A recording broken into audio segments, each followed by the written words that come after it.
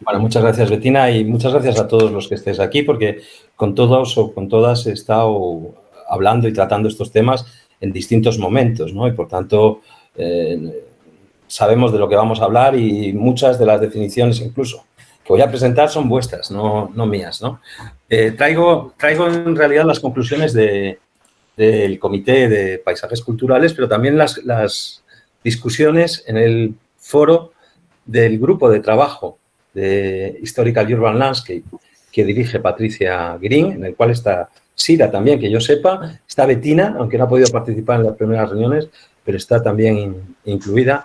Y, bueno, pues es un grupo muy rico y muy variado. Ese ya a escala internacional y no tanto a escala solo latinoamericana, ¿no? Por tanto, aquí la dimensión que ha citado Betina es verdad. Las discusiones empiezan mucho en el comité brasileño. El comité brasileño ha sido muy activo, dirigido por Vanessa Velo, ¿no? Y los comités brasileños están activos desde el 2018, más o menos, y en el congreso, en el encuentro que hubo en diciembre del Comité de Paisajes Culturales, el comité brasileño hizo unas reflexiones también sobre el tema del paisaje con Laura, con Betina, con Vanessa y con otros miembros, Rafael Winter, el propio Leonardo, ¿no? Hicimos una serie de reflexiones que también de alguna u otra forma están incorporadas en esta presentación, ¿no? Bueno, como ya sabéis, básicamente es muy parecido a lo que estamos discutiendo en el grupo de Latinoamérica-Caribe, es decir, partimos de la idea del paisaje, el paisaje entendido como dice el Convenio Europeo del Paisaje, y aquí me pongo la chapa de español, todo es paisaje, ¿no? Todo es paisaje, lo bonito, lo feo, lo grande, lo pequeño, o sea, el paisaje entendido como una forma de mirar al espacio, de interpretar el espacio, ¿no? De interpretar todo aquello que ocurre en el espacio, sea en una dimensión material o incluso en una dimensión simbólica o una dimensión interpretativa, ¿no? De cómo nosotros como sociedad interpretamos esas ideas, ¿no? Pero para llegar a ese punto, he querido, no os preocupéis porque estas definiciones que estoy poniendo aquí vamos a volver sistemáticamente sobre ellas, ¿vale? He hecho como una especie de bucle para que podamos pasar por los ejemplos y luego volver otra vez a la definición y viceversa, ¿no? Por tanto, estas definiciones van a aparecer al final. Ahora solo quiero hacer una breve introducción. Digo que para llegar a la idea del paisaje, y como nosotros somos miembros de ICOMOS, la mayoría de los que estamos aquí, pues lo principal es partir de la idea de patrimonio cultural, ¿no? Que entendemos que es el patrimonio cultural. Y aquí me pongo mucho del lado brasileño porque Brasil en el 88 con la Constitución redefine el concepto de patrimonio cultural, incorpora algunos elementos que para mí son básicos y que me gusta mucho incorporar al discurso del paisaje, como es la ecología, por ejemplo, como es el propio patrimonio inmaterial, pero también el patrimonio científico, el patrimonio simbólico, es decir, una serie de dimensiones del patrimonio que no estaban en la ley del 27, pero que están luego, sin embargo, en las definiciones que hace la Constitución en sus artículos 216 y 255 en Brasil. Por tanto, la idea de patrimonio cultural como algo mucho más abierto que la idea de lo construido y lo que llaman en Brasil la piedra y la cal, pues es muy importante que ya se traiga por delante, ¿no? Porque ahí se entiende rápidamente la conexión entre patrimonio cultural y paisaje, ¿no? A partir de ahí yo doy un salto y para mí el territorio siempre tiene el sentido de propiedad, un sentido de apropiación o de propiedad, ¿no? El territorio como algo que pertenece a un grupo, ¿no? Puede ser un grupo de osos, y lo vamos a ver ahora, el territorio del oso, que estuve trabajando cuando estuve haciendo la estación de esquí de San Glorio, aquí en España. Hicimos un proyecto muy grande que al final no salió, pero iba a ser la mayor estación de esquí de España. O el territorio, por ejemplo, que está estudiando Brasil, de la inmigración, ¿no? De los paisajes de la inmigración. Que no necesariamente todos los paisajes son iguales. Un territorio agrupa diferentes tipos de paisajes, aunque puedan tener características comunes, pero puede incorporar diferentes tipos de paisaje. De ahí llegamos a la idea de paisaje cultural, que une paisaje y patrimonio cultural. Perdonad que voy a poner esto en silencio, porque si no nos puede dar el día. Y llegamos a la idea de paisaje cultural y de ahí llegamos a otra idea. Bueno, ¿cómo gestionar esto? ¿Cómo gestionar algo tan complejo, ¿no? ¿Cómo gestionar el paisaje en el territorio, ¿no? Dice, y el paisaje cultural en el territorio, ¿no? Entonces, ahí, claro, tenemos que dotarnos de instrumentos, de mecanismos, de percepciones diferentes, de enfoques diferentes. En realidad, una de las discusiones más profundas que hemos tenido en el grupo del HUL estos días es que HUL es un proceso, no es una categoría. HUL no es una categoría.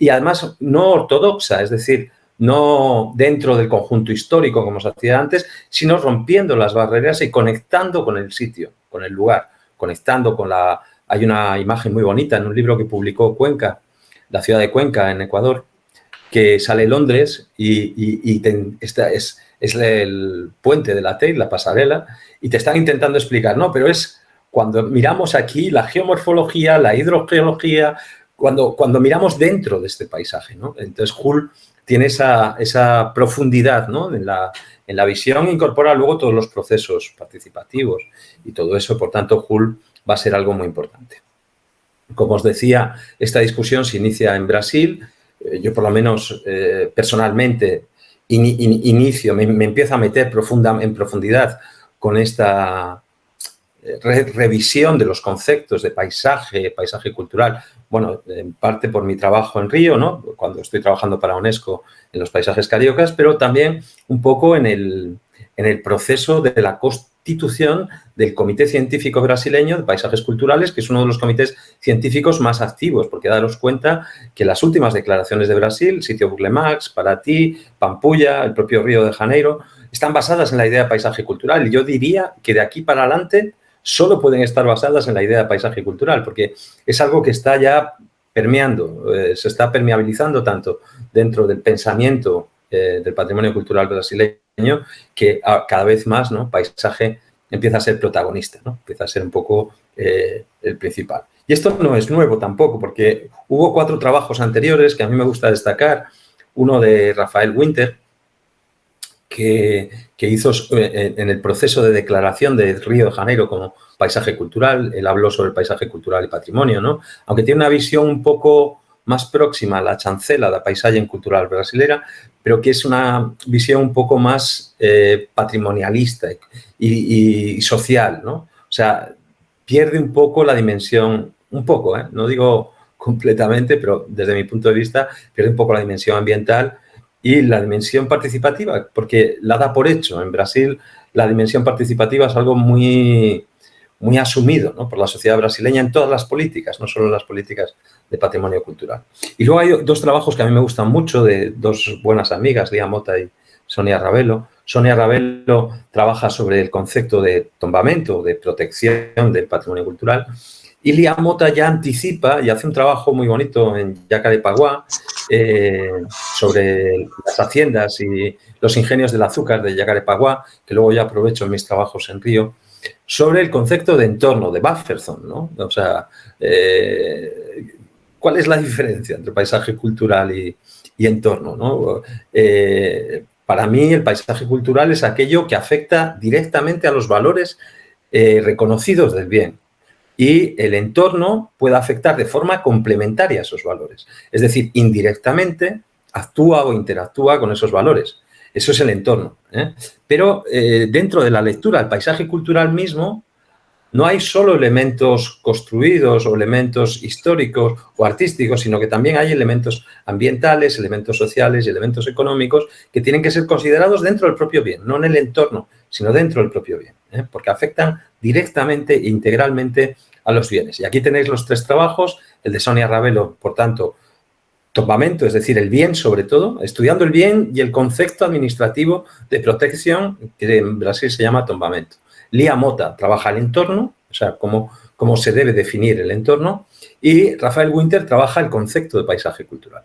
Y luego Vanessa Gallego, que es nuestra presidenta en Brasil del Comité Científico Brasileño de Paisajes Culturales, hizo su tesis doctoral sobre Piracicaba, que es una ciudad al borde de la Sierra del Mar, en el estado de Sao Paulo, patrimonio industrial muy interesante y tal, y ella hace ese estudio sobre Piracicaba y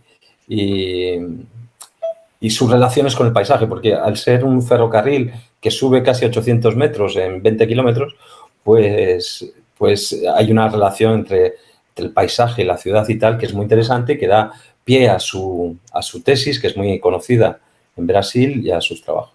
En paralelo, Brasil, el IPHAN, el Instituto de Patrimonio Histórico Artístico Nacional, está trabajando en la Chancela de Paisaje Cultural. Y la chancela, que es como una especie de convención del paisaje cultural brasileño, es la ley que protege el paisaje cultural brasileño, no ha sido aprobada. Hubo dos versiones, la versión del 2009 y la versión del 2019. Yo he participado en las dos de alguna forma, pero Mónica Mongeli es la que dirige los equipos dentro del IPHAN para la definición de ese concepto, ¿vale?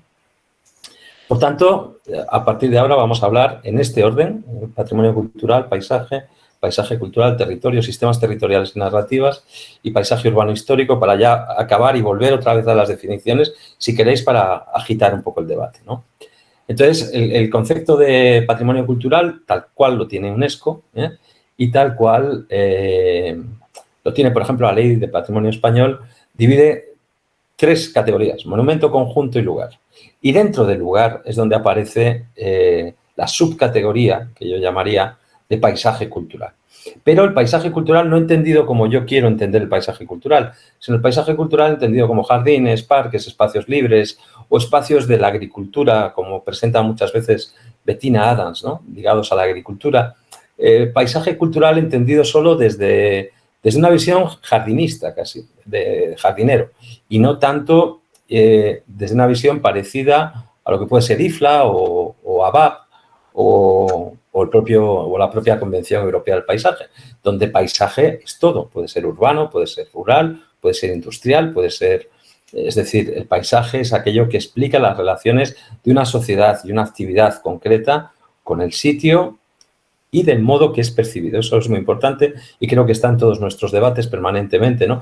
Que siempre hay un filtro cultural a la hora de interpretar el paisaje y que eso forma parte del propio concepto, ¿no?, que no se puede separar del concepto. Por tanto, lo que es muy importante es definir que el patrimonio cultural en Brasil, por ejemplo, como os dije, la Constitución incorpora dos conceptos que para mí son claves y fueron claves en los trabajos que hice para UNESCO en Río, que son ecología y ciencia. Es decir, además de las dimensiones tradicionales, artístico, histórico, simbólico, etcétera, introduce dos conceptos que luego abren muchas puertas, que es el concepto de ecología, valores ecológicos y valores científicos. Y, por tanto, se da un salto cualitativo que luego no se llega a aplicar, porque la tradición de aplicación de la ley del 27 es tan firme que no se llega a aplicar el nuevo concepto de patrimonio, ¿no? Os he traído aquí la definición para que la conozcáis. A mí me parece, quizá porque he trabajado mucho con ella, ¿no?, pero me parece una definición muy buena. Hubo un equipo muy bueno de paisajistas trabajando, forzando que esto se introdujese en la Constitución en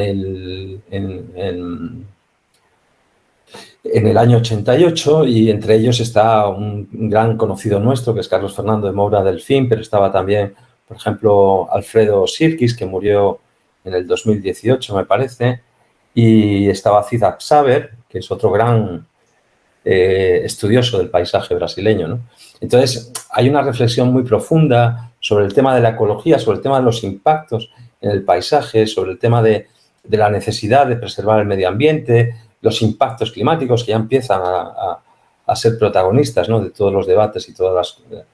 Y luego, yo os diría, si tenéis especial interés, no solo el artículo 216, que define el patrimonio cultural brasileño, sino hay otro artículo, que es el artículo 225, creo recordar, que es el artículo 225, que es el que define el patrimonio natural brasileño, el patrimonio natural y el derecho al medio ambiente. Y que yo los ligo siempre le suelo conectar, ¿no?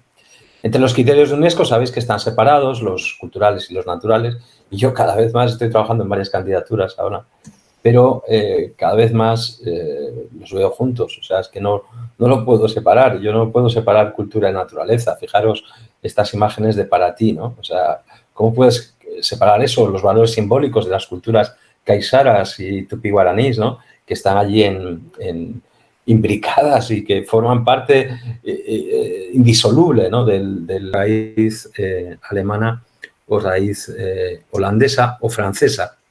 Paysage, le paysage, ¿no? Y ahí sí, hay una cierta conexión entre el hombre y el paisaje, ¿no? El hombre como la persona que vive en un lugar, ¿no? Y por tanto, el paisaje como el lugar donde vive ese hombre, ¿no? Hombre y paisaje.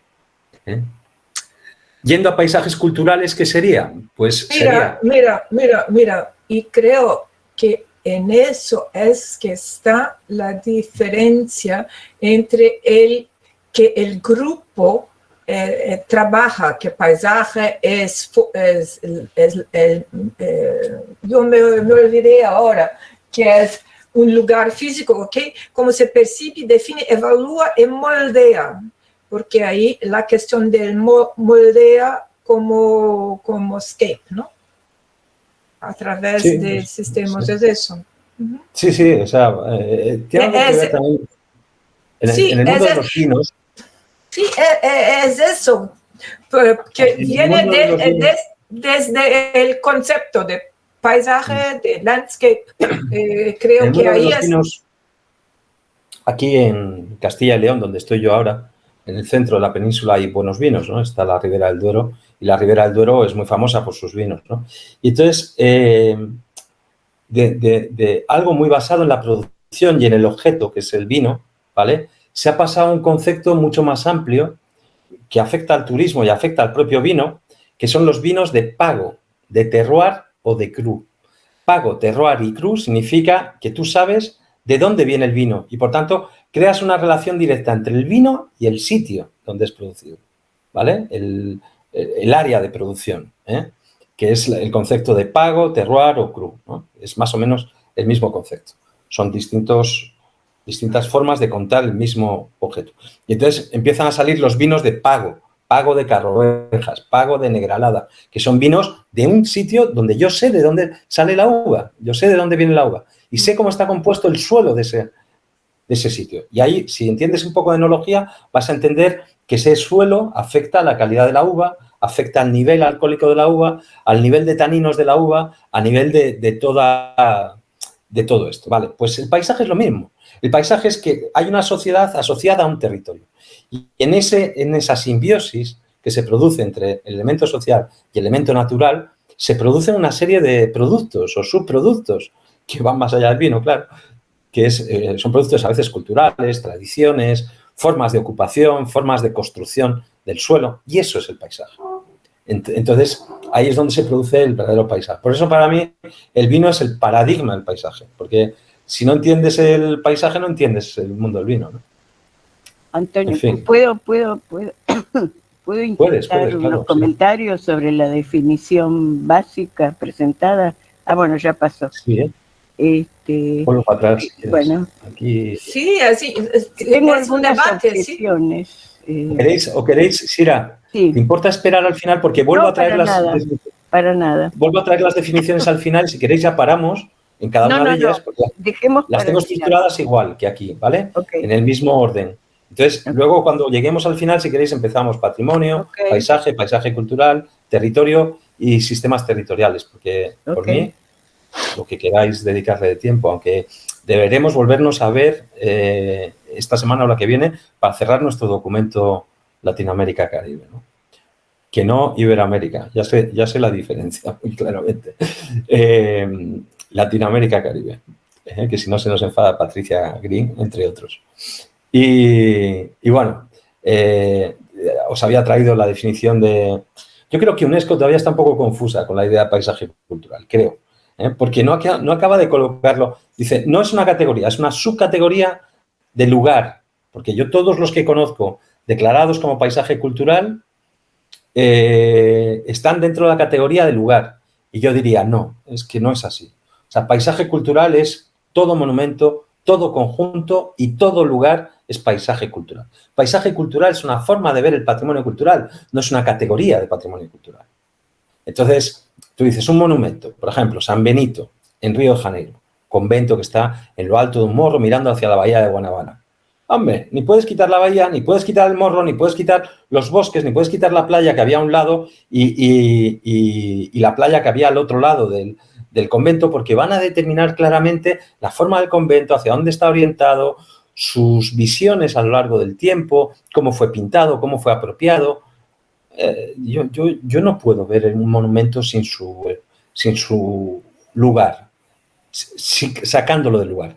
Llega hasta tal punto que yo llego a hacer a veces una reflexión que es la siguiente. Brasil tiene 1.200 bienes de interés cultural federal, ¿vale? Federal es Tombamento IFAM. IFAM es Instituto de Patrimonio Histórico Artístico Nacional. 1.200 bienes. Pero uno de ellos ya lo habéis conocido, os lo acabo de presentar. Es la Floresta de Tijuca, ¿no? El bosque de Tijuca en el centro de Río de Janeiro, un gran macizo que llega hasta los 1.021 metros de altura desde los 0 metros de altura, pero que conecta el mar con la tierra, tal. Vale, eso es uno de los mayores de Brasil. De los 1.200, ese será uno de los mayores. Pero hay otro que es el sable del general Osorio, que a los latinoamericanos os sonará porque fue uno de los generales más importantes en la batalla contra las guerras del Uruguay. Y este general, cuando vuelve, su sable, que es muy pequeñito, es un sable muy pequeño, se declara el sable bien de interés cultural. En sí mismo el sable no tiene valores. Su valor es eminentemente simbólico. Y por tanto es muy importante dónde ese sable esté situado para poder entender esa dimensión histórica y simbólica que el sable tiene. Porque si es solo la dimensión artística, ya te digo, no tiene ningún valor. He visto miles de sables más bonitos que ese. Luego no es el valor artístico, es el valor simbólico y el valor histórico, ¿no? Por tanto, donde esté situado el sable está en la sala principal de la Guerra del Uruguay del Museo Histórico Nacional, que fue Palacio Imperial en Río de Janeiro, enfrente del aeropuerto Santos Dumont. Vale, pues es que eso es muy importante. O sea, si no estuviera ahí, no se entenderían sus valores. No seríamos capaces de llegar a entender los valores de ese sable.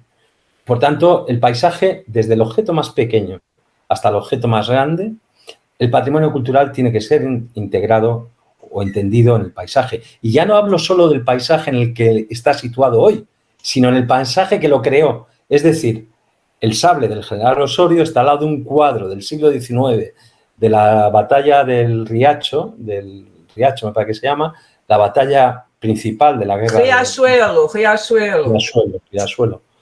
Un cuadro de la batalla Riachuelo que mide 6 metros por 4 metros de altura. Pues claro, ahí entiendes el sable, te metes en contexto, entiendes la batalla, entiendes la historia, lees el sable y lo puedes entender. Eso para mí es la dimensión paisajística del patrimonio cultural en su más difícil concreción, porque en el resto es muy fácil, es el objeto y su entorno. Y su entorno inmediato que le atribuye, le influye y le garantiza sus valores. O sea, para mí es paisaje cultural aquello que afecta directamente a los valores atribuidos al bien y por los cuales el bien es reconocido. Porque si no, y por más que estuviera muy cerca, sería entorno cultural.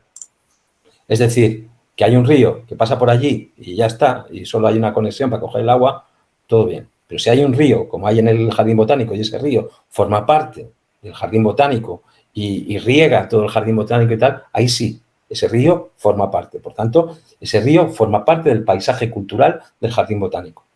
Pero si es un río, por ejemplo, la bahía de Guanabara, yo creo que la bahía en sí no formaría parte del convento de San Bento, pero el convento de San Bento y las playas y los acantilados de los morros, es un tabulero, del tabulero sobre el cual está situado el convento, eso sí, forma parte. ¿Por qué? Porque no puedes leer el convento de San Bento sin leer el tabulero. El tabulero forma parte es una pequeña colina, forma parte del bien y, por tanto, forma parte de los valores intrínsecos del bien.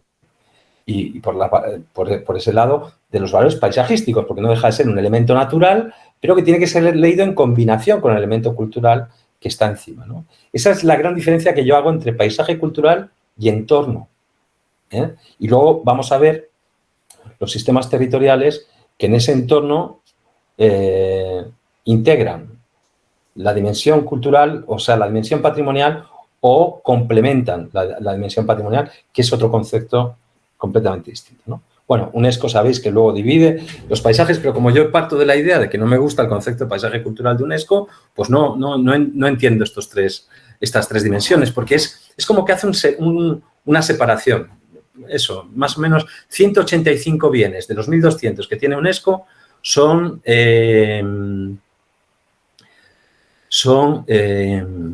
paisajes culturales, ¿no? Y yo digo, no, para mí no son los 185, son todos son paisaje cultural. Todos tenemos que leer el objeto en su complejidad de relaciones con el entorno, con el entorno inmediato, ¿no? Y de ahí extraer aquello que es paisaje cultural y aquello que no es paisaje cultural y que, por tanto, forma parte del entorno. Pero UNESCO no hace eso. UNESCO separa un grupo y dice, este grupo, que no es ni conjunto ni monumento, que es un lugar, este tipo de lugares son paisaje cultural. Y yo digo, pero no estoy de acuerdo, vamos, básicamente no estoy de acuerdo. Eso podrían ser, por ejemplo, parques, jardines, zonas agrícolas de interés, ¿vale?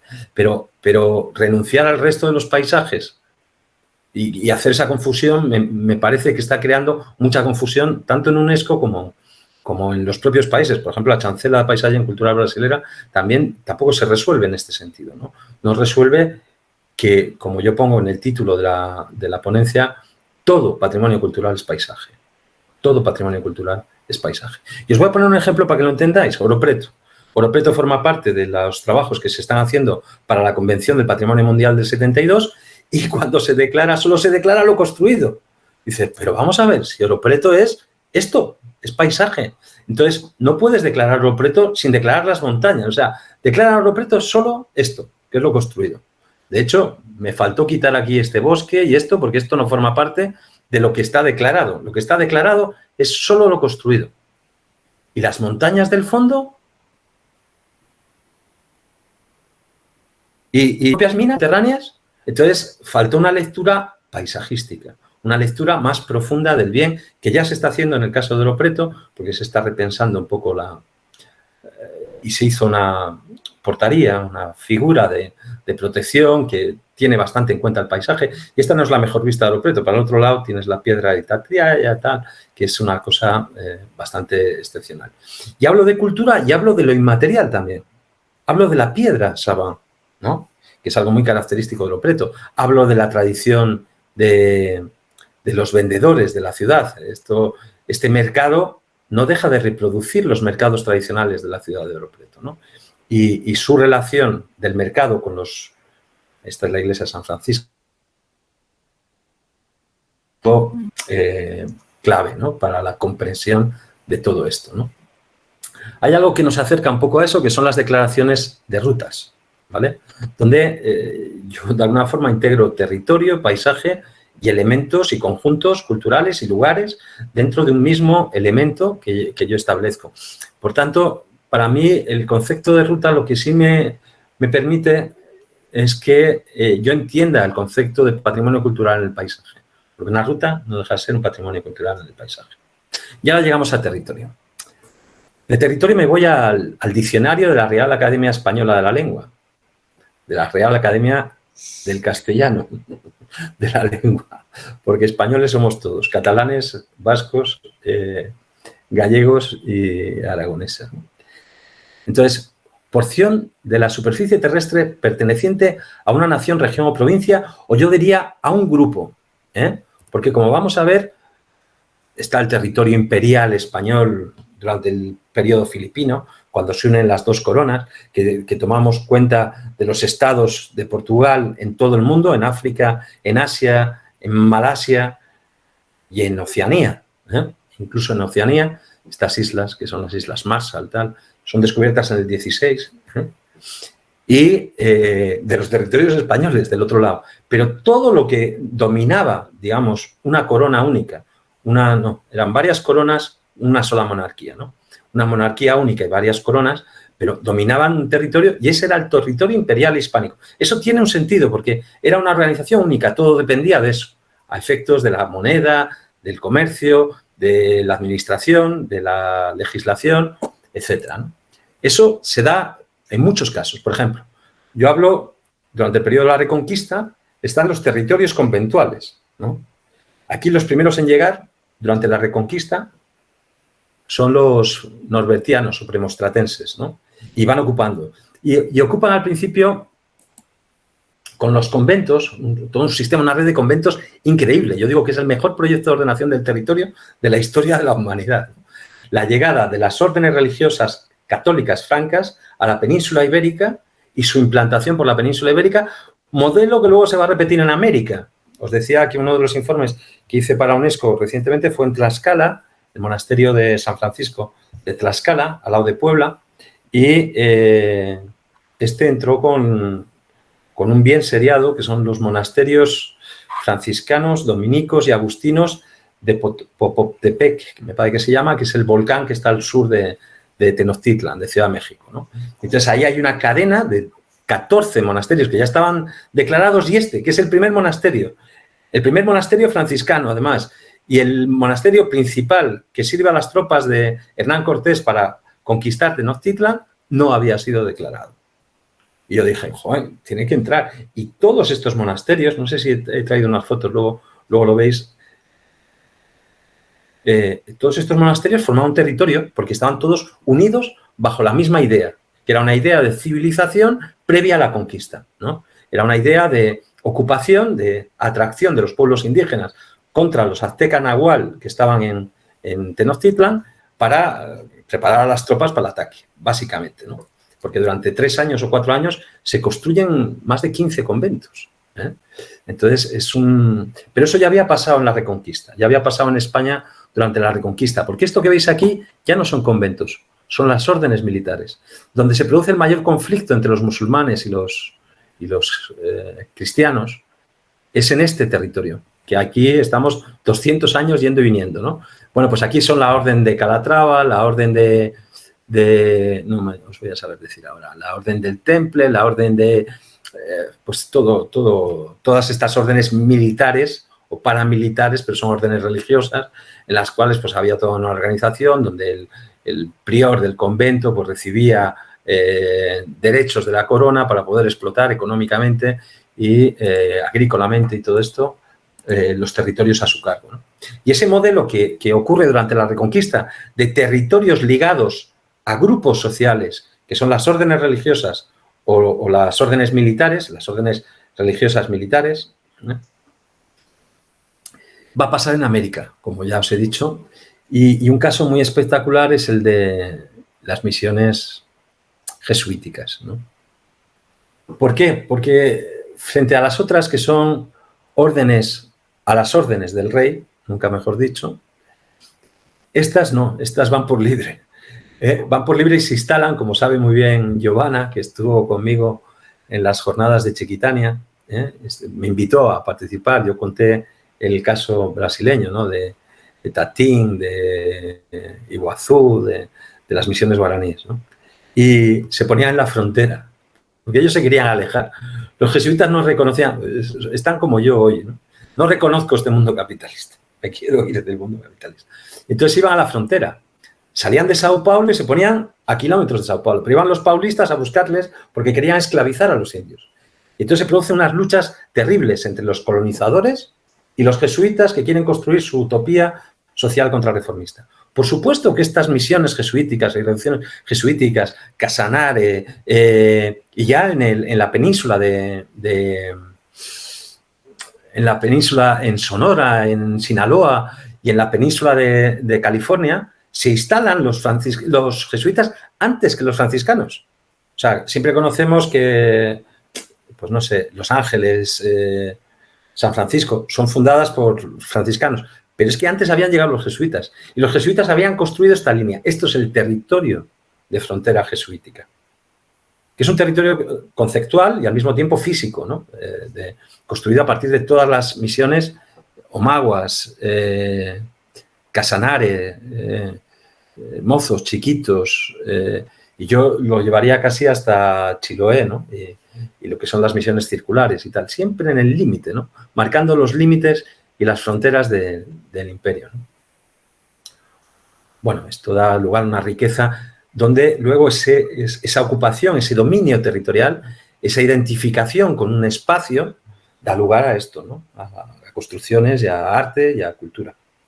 Algo parecido se puede pensar que ocurre con otro patrimonio mundial muy interesante que yo he estudiado bastante, porque yo formo parte también del grupo de fortificaciones de ICOMOS ICOFOR y ICOFOR Brasil, no ICOFOR Internacional, y que son las fortificaciones de Vauban. Esta es la defensa de Francia. Es todo el conjunto de fortificaciones que más que un territorio, el territorio es lo que definen en el interior, más que un territorio definen un sistema que mi querido amigo Fernando Cobos llamaría de sistema propio, porque es un sistema que nace como sistema. Hay otros sistemas que no son propios, que derivan de una forma de ocupación o de un pensamiento, pero que no son inicialmente sistémicos, son sistémicos después, ¿no? Pero este no, este es sistémico desde el inicio, este lo que pretende es cerrar la frontera de Francia, ¿no? Y la verdad es que es un sistema, bueno, más que el sistema alucinante, lo que es alucinante son las maquetas. Estas maquetas se conservan todavía en París, en el Musée de Plan Relief, se llama, que está en, ¿cómo se llama? En el hospital que hay enfrente del puente Alejandro IV, donde está el panteón de Napoleón, ¿no?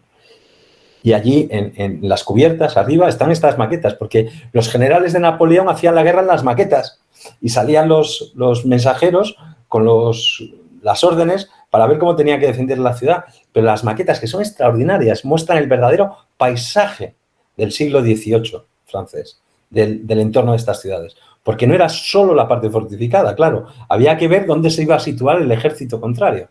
Entonces, las maquetas son maquetas paisajísticas, maquetas impresionantes, impresionantes. Yo lo he visitado varias veces, pero lo tenéis en internet si queréis, y casi todas las maquetas están en internet, en el Musée de Plan Relief, ¿no? Yo intenté en el año 2006, cuando conocí a Bettina, justamente. ¿Te acuerdas, Bettina? Estábamos en Almeida, sí, en Portugal. Sí, hablamos sobre el mismo tema. Y hablamos sobre el tema de la frontera ibérica, ¿no? Dices, bueno, si eso se aplica a Francia, ¿qué pasaba con el Imperio Español en el siglo XVI? Porque estábamos por el mundo entero. Estábamos desde Nagasaki, que no lo he puesto aquí, pero estábamos en Japón, estábamos en Macao, en Diu, en Goa, estábamos en las Molucas, en Filipinas, estábamos en Maputo, en las islas de Santo Tomé y Príncipe, en las islas de Cabo Verde, en todas las islas atlánticas. En fin, era una frontera mundial. Y tú siempre muestras el mapa de España, ¿no? Porque el mapa portugués es otro. No, porque es que es mi estudio de tesis. Yo estudié, en mi tesis yo estudié el periodo en el que las dos coronas están juntas. Que es mi tesis, es lo que a mí me gusta estudiar, me gusta contar, ¿no? Porque, espera, que me estoy yendo. Aquí. Este es el mapa durante la Unión Ibérica. O sea, cuando todos los territorios portugueses estaban en manos de Felipe II, porque Felipe II, sabéis que era, su madre era portuguesa, y por tanto su tío había sido rey de Portugal, ¿eh? El que murió, que es don Sebastián, que muere en 1579, era su sobrino. Entonces, eran tres que querían la corona, que eran Antonio Prior de Grato, Dona María y Felipe II, y el que gana la corona es Felipe II. Entonces, desde ahí hasta la Restauración, que es en 1640, todo el imperio, o sea, la línea de Tordesillas desaparece. Y desapareciendo la línea de Tordesillas, todos los territorios que habían sido ocupados por los portugueses y por los españoles hasta entonces, no digo solo desde el descubrimiento de América, porque no meto solo América, meto África, meto Asia, en todo esto. Y Asia es anterior a América, como ya sabéis. Y pues pasan a las manos del mismo rey. No quiere decir a la misma corona, siguen siendo coronas independientes. De hecho, es Felipe II de España y I de Portugal. Felipe III de España y II de Portugal. Felipe IV de España y III de Portugal. Luego son coronas distintas, pero son el mismo monarca, la misma persona. Entonces, y las mismas leyes, y el mismo comercio, y el mismo control que teníamos los españoles, sobre todo los territorios conquistados, ¿no? Que éramos un poco salvajes. Y realmente salvajes. Y bueno, pues eso es lo que ocurre.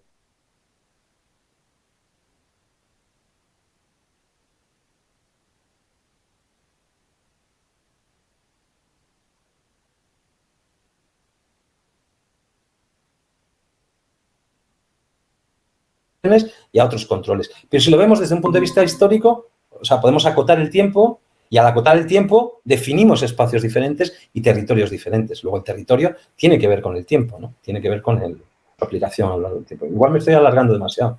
¿Cómo lo veis? ¿O queréis que pasemos ya a las definiciones?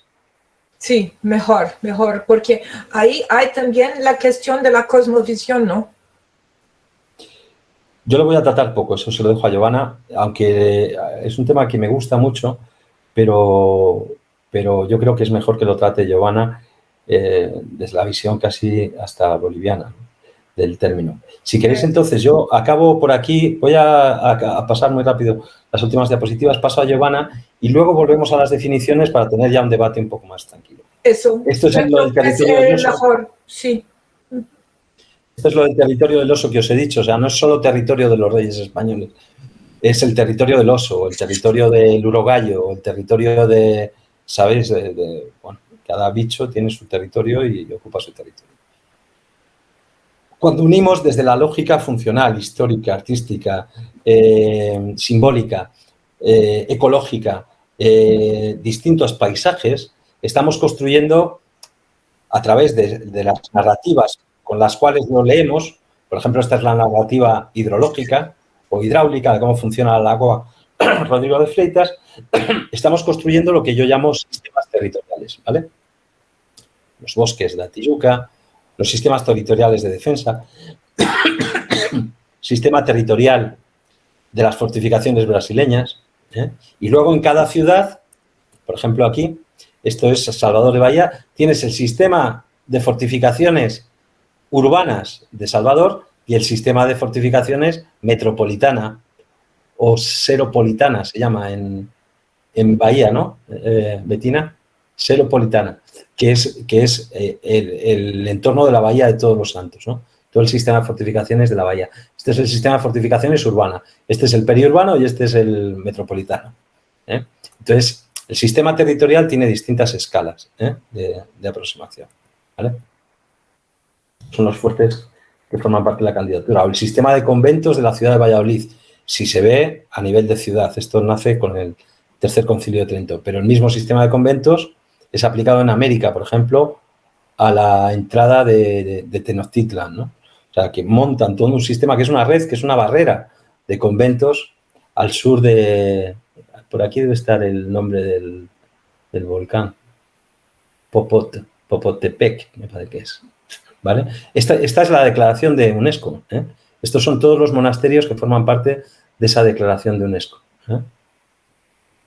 Lo que pasa es que esta es la ficha de Tlaxcala, que es la que se ha incorporado ahora a la declaración que ya existía, ¿vale? Es una declaración seriada y, por tanto, es una declaración de esas que se van construyendo poco a poco. Estos son los conventos, tal, o sea, las fortificaciones y las ciudades, esta es mi tesis, ¿eh? Los monasterios, las misiones jesuíticas, las fortificaciones del Miño, un subsistema territorial dentro de la frontera ibérica que ocupa solo la zona húmeda, que es la zona donde llegaban los barcos en la frontera entre España y Portugal. La expansión de los conventos o de los colegios jesuíticos en Brasil. Todo esto hay que verlo como... Pero claro, estos sistemas territoriales se imbrican o se colocan dentro de otro sistema que se puede considerar la ciudad. Entonces, en cada ciudad había, en el caso de la Unión Ibérica, durante los 60 años de la Unión Ibérica, había un colegio jesuita, un monasterio San Francisco, un monasterio carmelita y un monasterio benedictino. Y los cuatro se interligaban entre sí, marcaban los límites más o menos de la ciudad. Esto es Salvador de Bahía, esto es Sao Paulo.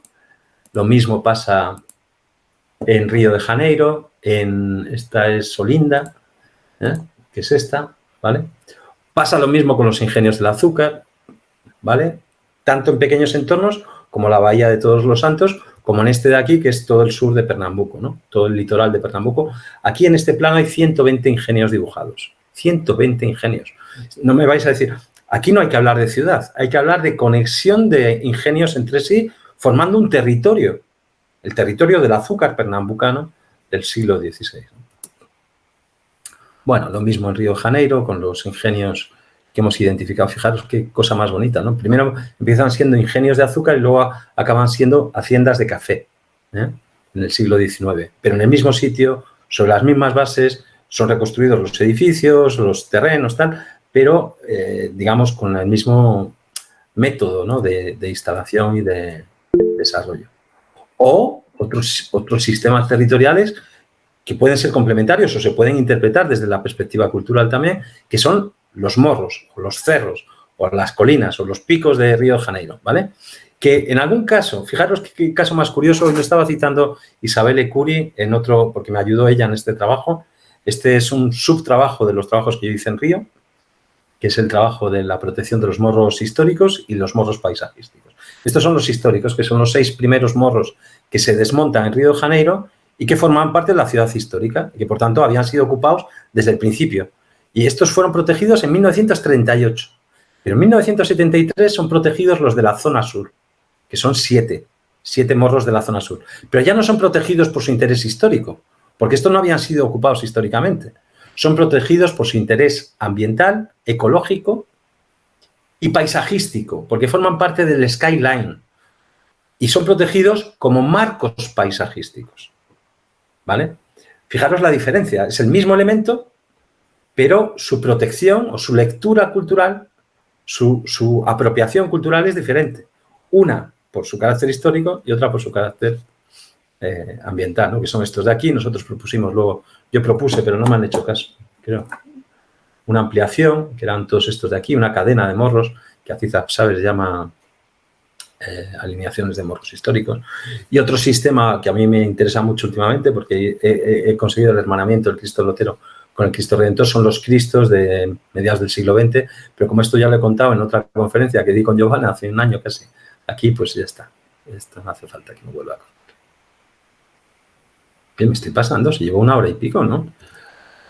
Bueno. Y llegamos al Hull, ¿no? Entonces, para mí, ¿qué es Hull? Hull es lo único que resuelve todo esto. Toda esta complejidad entre lo natural, lo cultural y esta integración necesaria entre el sitio y la sociedad y tal, se tiene que resolver con una herramienta que piense más allá de lo construido, que piense más allá de los límites del conjunto histórico, que piense cómo el conjunto histórico se integra con estos otros elementos, y eso es Hull, porque Hull lo hace Van der Ing, y Van der Ing piensa en los planes históricos de las ciudades que no están funcionando, que es un caos, que no son capaces de resolver los problemas de la ciudad, porque los problemas de la ciudad están fuera, porque hay sistemas territoriales que impactan en la ciudad histórica y hay ciudades históricas que extienden sus límites mucho más allá de sus propias fronteras, ¿no? Y eso, bueno, lo hemos aplicado en Valladolid. Esto también lo he contado en otras conferencias. En Valladolid estamos haciendo la declaración de Valladolid como territorio imperial para UNESCO desde hace ya algún tiempo. Coge 14 ciudades alrededor y estamos creando un sistema bastante complejo de declaración. Estos días estoy teniendo reuniones para intentar sacar esto adelante, a ver si somos capaces. Vale, pues yo creo que ya he acabado. Dejo a Giovanna. Esto es Hull interpretado en Río también, como... La metodología propuesta está basada en la recomendación. Bueno, eso, no sé por qué ha saltado. De esta forma, el análisis... Es que tengo voz aquí en estos... Vale. Bueno, todo esto, si lo queréis ver, esto está en los vídeos que he dejado en el grupo de ISCCL-LAC, porque está en inglés, en español y en francés. Yo hice esta ponencia en los 3 idiomas. Y es una...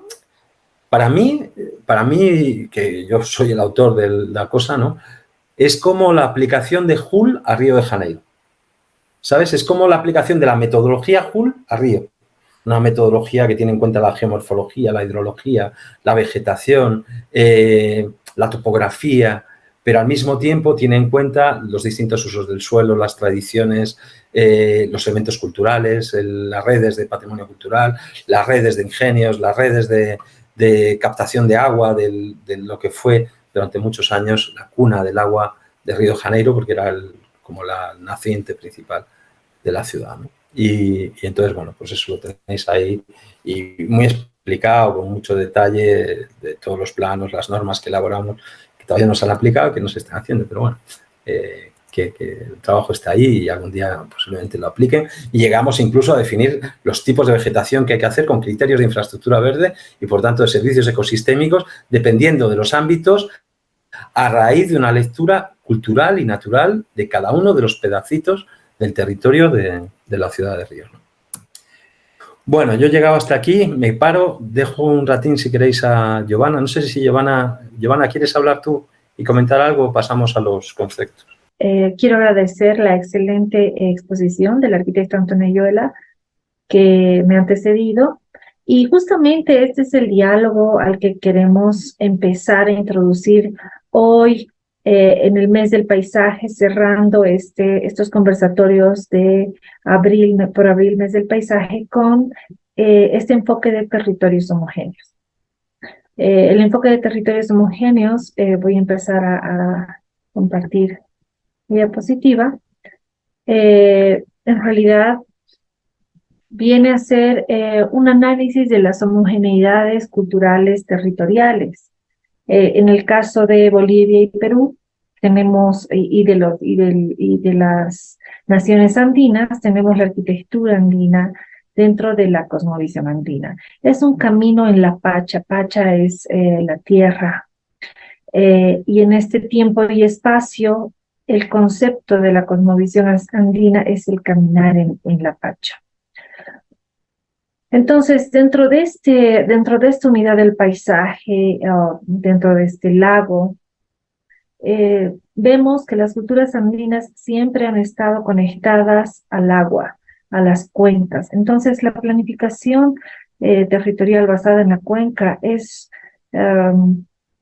además de ser una punta de lanza para nosotros hoy en día, es la base de su planificación y la base de su sobrevivencia. Vemos aquí, por ejemplo, las islas flotantes de Totora, en Copacabana, Bolivia. Por ejemplo, vemos los sistemas tradicionales del Imperio Tiahuanaco. Están los Supacoyos, ¿no?, que también se implementan en el Imperio Inca, un poco después, desde 1986, y se los conoce como Huaruhuaru, esto ya dentro del toponimio quechua. Aquí tenemos otros ejemplos de las terrazas o andenes. Quisiera mover esto. Voy a mover acá para que podamos mirar los títulos.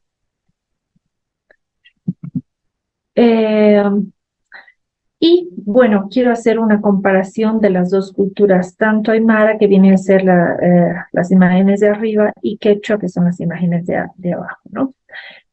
Por ejemplo, tenemos acá lo que es la cultura Uruchipaya, que es, esta es una vivienda tradicional, ¿no? Es una habitación andina, donde la puerta está ubicada al sol. Además del agua, otro de los elementos importantes es el sol, ¿no? No solo como sobrevivencia y como para la agropecuaria, sino como deidad. Tanto el lago es considerado una huaca y el sol es considerado el dios Inti, ¿no? El dios sol.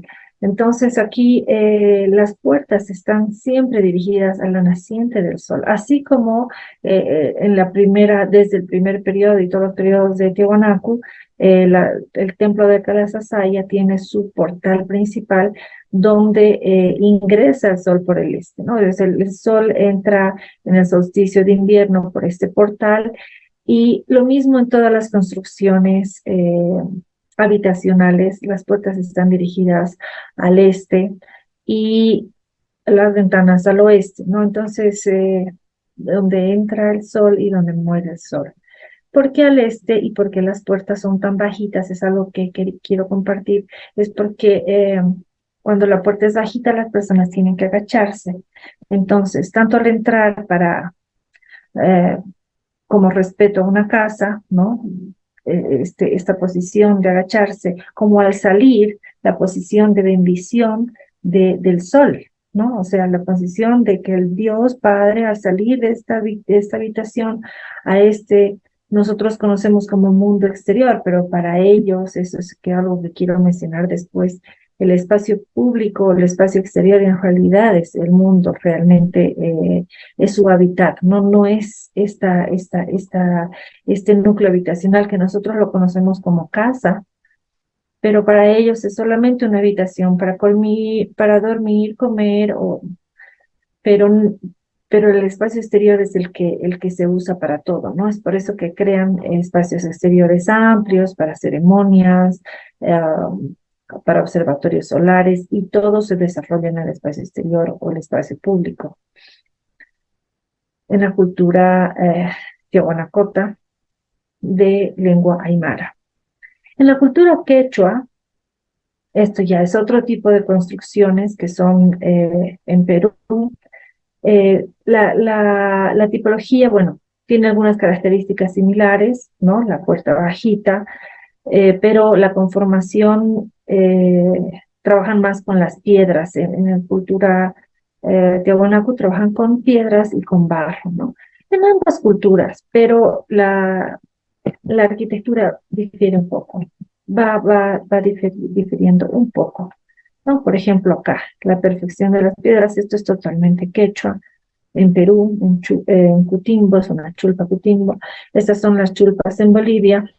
Chulpa es el lugar donde también, así al igual que este concepto de casa útero, aquí las personas son enterradas, ¿no? Y son enterradas en posición fetal, ¿no? Que es volver es como volver al útero de la Pachamama, ¿no? Al útero en el concepto de la madre, digamos, ¿no? Pero en este concepto es en el útero de la Pachamama para la transición. Por eso los códigos de transición, que claramente se ve aquí la chacana y los códigos andinos de la región. Es lo que les decía, esta pantalla aquí quita un poquito las homogeneidades culturales en esta cosmovisión andina es llamada también por Yampara casa nido, casa circular, casa útero, y también es este concepto de Murkuta, que es este elemento femenino. Murukuta es en el idioma aymara. Huiñaypacha, que significa el tiempo eterno, donde vuelven, o sea, al morir, el cadáver es conservado en excelente calidad, embalsamado, y generalmente tienen una bóveda o dos, porque son la pareja que es guardada en estos lugares, en posición fetal, en una bolsa tejida con fibras naturales, ¿no? O sea, tipificando también la bolsa cuando nacimos, ¿no? Entonces, para ir a Huiñaypacha en este mundo enigmático con alta simbología. Aquí tenemos las chulpas de Cuyicuyi, a 10 kilómetros de Sica, que data más o menos de 1400 a.C., y cada una tiene una puerta igual en forma de vano ojival, ¿no? Con posición al este, dirigida al sol. Aquí las chulpas de Humala. Esta es una ceremonia de una persona que ha partido de este mundo, que ya su cuerpo va a ser dejado acá o ya ha sido dejado, pero esta es una ceremonia que en las épocas, en los primeros días de noviembre, generalmente se celebra esta fiesta, ¿no? Cuando termina un año, ellos hacen la fiesta porque todo un año están esperando que este ser pase una transición en un estado tranquilo, ya que en este camino en el camino de la Pacha solamente pasamos de este mundo a un lugar más agradable, ¿no? Al lugar que cada persona, el cosmos le ha visualizado y le ha determinado qué hacer en este tiempo y qué va a pasar después de este tiempo. Entonces, me disculpo por la calidad de la foto, la concepción del espacio exterior que les comentaba es esta, ¿no? Esta es una foto más actual de las viviendas de las personas, de las comunidades aymaras, una señora de pollera, con trenzas, que trabajan con el agro, que bueno, a pesar de ser un área árida y seca, tienen la quinoa, la papa, el haba, productos de gran calidad o valor energético, sobre todo la quinoa. Y lo que les quiero comentar es que el espacio exterior es el espacio de convivencia, no el espacio que solamente es para dormir o cocinar o cubrirse de la lluvia o de la nieve, ¿no? Es el espacio exterior en el que se vive. Es lo que les comentaba en algunas reuniones que tuve la oportunidad de estar con ellos, invitada para algunos proyectos que hemos realizado y seguiremos realizando en la región del lago, en el área de Bolivia. Bueno, yo en mis primeras experiencias me quedaba muy sorprendida y les decía a las señoras el por qué se sentaban en el suelo, ¿no? Y es un concepto de fertilidad. El mundo andino, las mujeres andinas están muy conectadas con la Pachamama y con estos conceptos de fertilidad. Ellas no quieren perder su fertilidad y prefieren seguir conectadas con la Pachamama. Entonces, bueno, en el análisis epistemológico, en el proceso de esa estructuración territorial, pude un poco mirar lo que son las escalas territoriales, social, económica, sociocultural, ¿no? Entonces, en la escala territorial precisamente está el territorio, la cuenca, la economía, en la escala social y espacial, la productividad, la geografía, la articulación binacional, en la escala sociocultural, este proceso histórico, idioma, cultura, etnografía, que viene a ser el paisaje cultural de esta región, de este lado. Ahí tengo algunas fotos que pude tomar en los viajes que hice. Este es el lago sagrado, o la Huaca, que además de ser un lago sagrado, tiene una altitud, está sobre los 3.812 metros de altura, una superficie de 8.372 kilómetros cuadrados, con una longitud de 190 kilómetros, una cuenca hidrográfica de 58.000 kilómetros cuadrados aproximadamente entre Bolivia y Perú, y realmente es por la escala, que es lo último que voy a mencionar en toda esta presentación, algo que se debe considerar como patrimonio, la escala natural de la naturaleza en toda Latinoamérica. Bueno, ahí tenemos los camélidos, las llamitas, alpaquitas. Esta es la producción local, ¿no? Que si bien es una producción ancestral, con las balsas en Totora, mantiene esta producción ancestral, la cultura viva, porque hoy en día siguen produciendo estas balsas de Totora.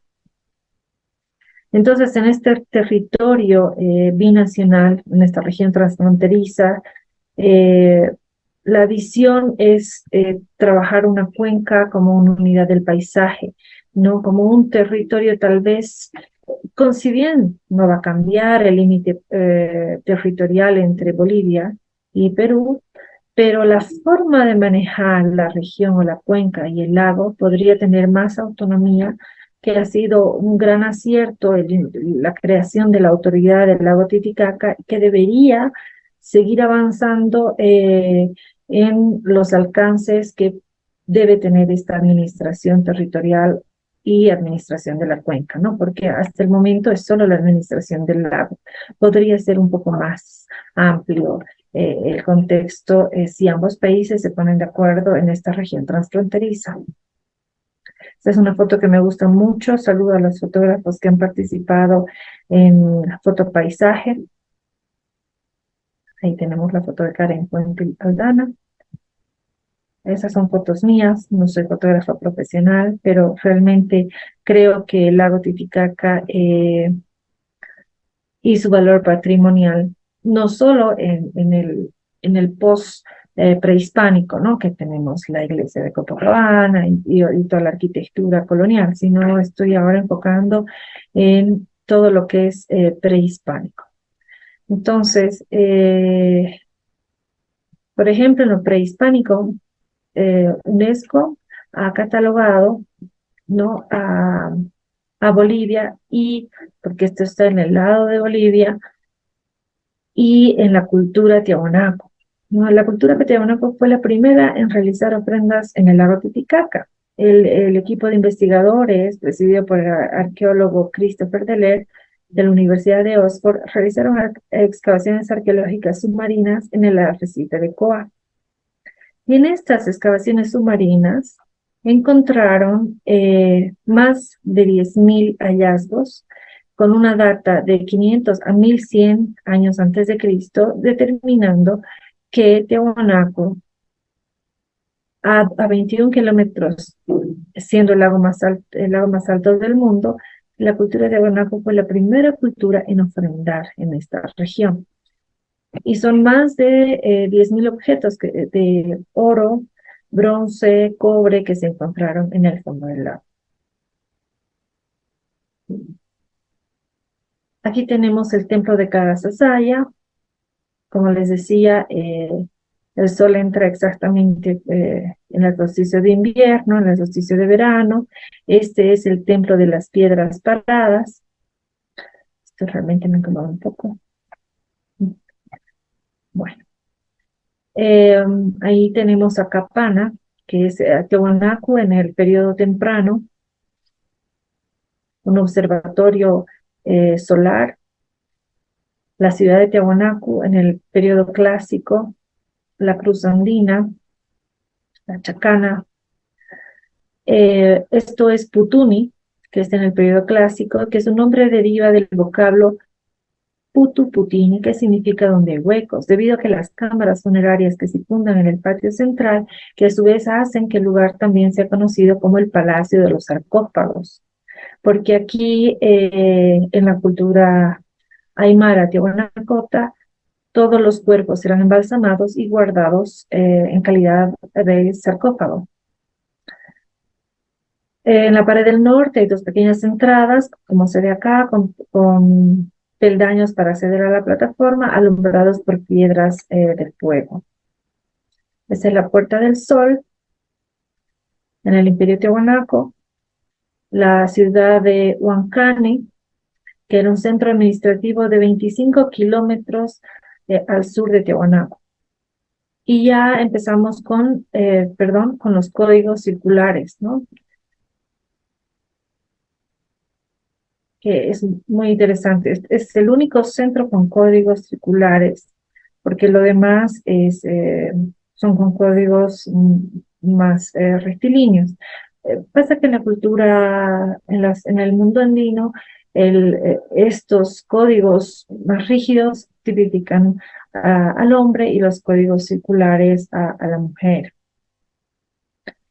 Tenemos los monolitos en esta arqueología también reconocida por UNESCO, monolito Fraile y monolito del Bennett, por el nombre en honor a los arqueólogos descubridores, que en realidad son esculturas talladas en piedra arenisca que representaban la autoridad en el mundo andino.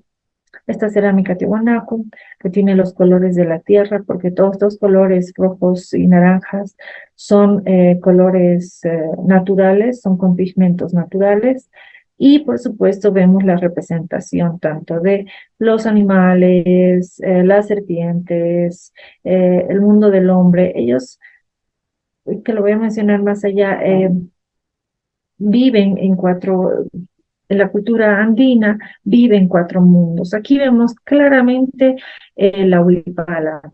Ese es un textil, una reliquia, un textil reliquia que está en el museo, y vemos claramente que la huipala es representada, al igual que el cóndor y otros elementos del mundo andino, ¿no? Porque el cóndor viene a representar, tiene un valor muy representativo en el mundo andino. Este territorio homogéneo trata de mostrar, además de su cosmovisión, un lago, una cuenca, una unidad del paisaje en esta región transfronteriza binacional, una huaca. Tiahuanaco, la cultura de Tiahuanaco también podemos ver esta investigación, me gustó mucho, del cráneo, ¿no? de un aymara y de un quechua, ¿no? Que son un poco distintos, pero a pesar de estas diferencias, tenían los mismos dioses. Por ejemplo, el Huiracocha, ¿no? Huiracocha inca y Huiracocha Tiahuanaco es exactamente el mismo, ¿no? Esta es ya la cultura inca, porque en toda la cultura de Tiahuanaco el centro es el lago, es Tiahuanaco, etc. En la cultura inca el centro es Machu Picchu. Igual la representación de la planimetría es una representación de animales y tienen una organización estupenda, ¿no? Tanto para los invitados, para las áreas de las doncellas que eran parte del aporte del Inca, en la parte del observatorio, un área también de resguardo donde estaban controlando, generalmente en los picos más altos se llaman apachetas, y en las apachetas es donde se colocan los sabios y bueno, en este caso sabios militares, tal vez una especie de guardianes, ¿no? Y de seguridad del sector. Entonces, algo que me llamó mucho la atención es Sei-White, donde acá esta piedra de Sei-White que viene a representar, que está en Machu Picchu, viene a representar una maqueta en piedra de lo que es Machu Picchu. Entonces, lo interesante es esta nanoplanificación, este concepto de maqueta tallada en piedra, que hoy en día hacemos maquetas virtuales, maquetas en diferentes materiales, pero ya el mundo andino tenían el concepto de hacer maquetas y representar cosas en pequeño para que luego se plasmen en una escala real, en una escala más grande. Lo mismo pasa con la planificación, tallado en piedra de lo que es Samaipata, que es de la cultura quechua, pero llega hasta la Amazonía. Esta área está en la área amazónica y su nombre en quechua significa descansa en las alturas. Esta fortaleza también tiene un sistema de drenaje muy complejo con varios canales y posteriormente fue ocupado por los chiriguanos, que viene a ser otra cultura no andina, más amazónica, que luego se quedó en el lugar, y este centro ceremonial se queda como, este centro administrativo y ceremonial religioso inca se queda como arqueología, viniendo a ser una de las piedras más grandes del planeta, ¿no? Por el tamaño de la escala. Ha sido reconocida por UNESCO por ser única en su tipo. No se han podido hasta ese momento investigar muchos detalles que hoy en día estamos investigando gracias a los grandes arqueólogos bolivianos y algunos extranjeros que están trabajando en el lugar. Entonces, en la cosmovisión andina, la chacana viene a representar el puente entre el mundo humano y el cosmos, ¿no? Somos pasado, presente y futuro a la vez. Y, ¿por qué no decirlo? El Capacñán está diseñado en dos aristas de los ejes de la chacana, que viene a ser esta. Es esta línea. Y en muchos libros van a ver esta misma representación.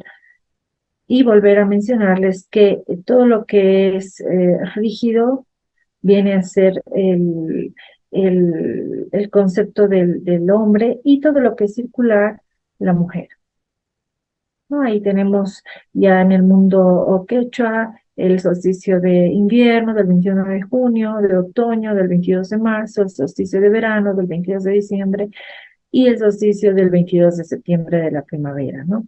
siempre considerando, ¿no?, en un eje y en otro, que el dios Sol es la representación varonil, la diosa Luna es la representación de la mujer, y así, ¿no? Y los tiempos para solsticio de verano, el 22 de diciembre, que son los tiempos para la siembra, y todas estas representaciones, ¿no? La Pachamama es la fiesta del 1 de agosto, donde se hacen todas las mesas, todas las coas, ¿no? Para que vaya bien, se ofrecen estas maquetas, estos sentimientos para que se cumplan en este ciclo anual, que además tiene los 365 días exactamente calculados, porque en la luz y sombra del tallado de las piedras, como hemos visto en Tiwanaku, y en todos los elementos de la cultura andina, tiene una exactitud en los cambios de estación y en los días. Entonces, un poquito aclarándoles, son los 4 Ainis, son los 4 tiempos, la relación de los solsticios y los equinoccios, vienen a ser estos los 4 Ainis. Y el primer Aini es la ceremonia ritual de la chacana, que se celebra el 1 de mayo. Entonces, aquí tenemos el Capajñán, que viene a ser este eje, que ha sido una de las primeras inscripciones en UNESCO, una inscripción seriada, y después vino la Ruta de la Seda y todas las demás inscripciones seriadas. Con mucho criterio pudieron estos países inscribir el Capajñán en la cordillera de los Andes, que realmente es un avance de nuestra región muy loable. Quiero mencionar que la población indígena en Bolivia está representada alrededor del 60% de la población nacional, según uno de los últimos censos. Y el Estado boliviano reconoce 36 lenguas indígenas, siendo el quechua y el aymara las mayoritarias, y que aún se habla, ¿no?, en grandes extensiones territoriales. También quisiera mencionar a la filósofa y gran conocedora e investigadora Silvia Rivera, que nos habló en algún momento, y animo a que puedan escucharla o leerla, sobre el colonialismo interno, ¿no? Este concepto para pensar en una descolonización, que no significa borrar la historia, no, sino de traer a este mundo eurocentrista, colonial, a las sabidurías ancestrales de estos territorios. Un poco aquí mostrarles, estos son mapas de los ayllus. Quiero a los que no conocen, que no son del mundo andino, el ayllu viene a ser una familia, ¿no? Y el conjunto de ayllus viene a ser una marca, y así va creciendo, ¿no? Una comunidad. Entonces, esta comunidad está formada por ayllus y marcas. El patrimonio natural en Latinoamérica, por ejemplo, es tan grande. Tenemos la cordillera de los Andes, el Sajama, que significa oeste, o el Illimani, que significa por donde nace el sol, el Tunari en Cochabamba, que significa raíz femenina, el Huayna Potosí, que significa hombre joven, el Cerro Rico, ahí tenemos la Laguna Colorada, la Laguna Verde en Potosí, el Salar de Uyuni, que es la extensión de sal más grande del mundo. Creo que este asunto de las escalas debemos inscribir, y hoy, en los últimos días de abril del 2022, quiero mencionar que son estas escalas de la Amazonía, de los ríos, de nuestras montañas y de nuestras cascadas, las que deben tomarse en cuenta como patrimonio natural, como las cataratas de Iguazú, donde la escala es abismal. Muchas gracias.